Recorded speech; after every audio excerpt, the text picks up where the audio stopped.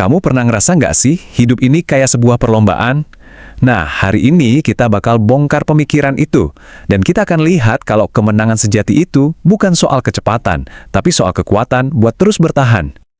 Oke, kita mulai ya dengan satu pertanyaan yang mungkin rasanya deket banget sama kita semua. Coba deh renungin sebentar. Kamu pernah merasa tertinggal? Iya, perasaan itu pas kita lagi scrolling media sosial, atau mungkin pas ketemu teman lama, dan kita ngelihat mereka tuh kayaknya lari kenceng banget. Ada yang menikah, karirnya bagus, udah bisa beli rumah, pokoknya mereka mencapai hal-hal yang mungkin udah lama kita pengenin. Sementara kita, rasanya kok masih di sini-sini aja ya. Perasaan semacam ini tuh akhirnya ngebuat ada tekanan. Tanpa kita sadari, kita jadi ngerasa seolah-olah kita ini lagi ada di tengah-tengah sebuah perlombaan besar. Dan dari situlah rasa hampa itu muncul. Kita jadi mikir, wah, hidup ini kompetisi ya. Dan kayaknya aku ini peserta paling lambat deh, yang kayaknya nggak akan pernah nyampe garis finish. Ini perasaan yang capek banget kan? Tapi, gimana kalau semua itu salah?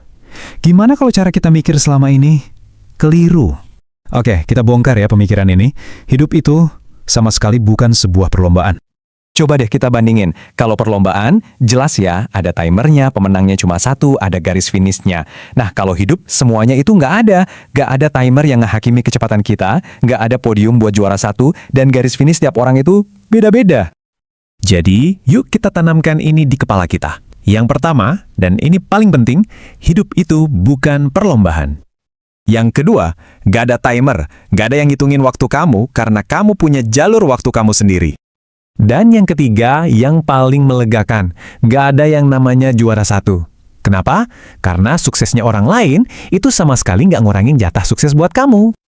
Oke, jadi kalau hidup bukan soal cepet-cepetan, terus soal apa dong? Nah, jawabannya itu ada di satu kata yang jauh lebih dalam dan kuat, bertahan. Maksudnya apa sih bertahan ini?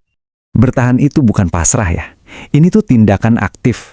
Ini soal gimana kita tetap milih buat jalan, walaupun kaki rasanya udah sakit, hati udah patah, dan dunia kayaknya nggak adil banget. Dan kekuatan ini tuh nggak selalu kelihatan heboh loh, justru adanya di hal-hal kecil. Kayak sekedar milih buat tetap narik napas di hari yang super berat, nahan diri buat nggak nyerah, dan tetap gerak ya walaupun pelan banget. Kita mungkin sering berhenti, tapi kita nggak pernah benar-benar mundur. Kita selalu nemuin cara buat berdiri lagi. Dan semua perjuangan itu kayaknya terangkum dalam satu kalimat simpel yang penuh harapan.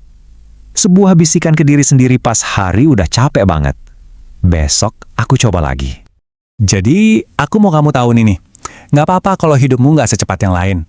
Beneran, nggak apa-apa kalau progresmu belum kelihatan. Dan nggak apa-apa banget kalau kamu butuh waktu lebih buat sembuh, buat bangkit lagi. Karena ya itu semua bagian dari prosesnya. Karena pada akhirnya, kemenangan sejati dalam hidup itu nggak diukur dari seberapa cepat kita. Bentuknya beda banget. Orang yang memilih buat terus bertahan, ya mungkin emang nggak bakal jadi yang pertama nyampe di garis finish versi orang-orang.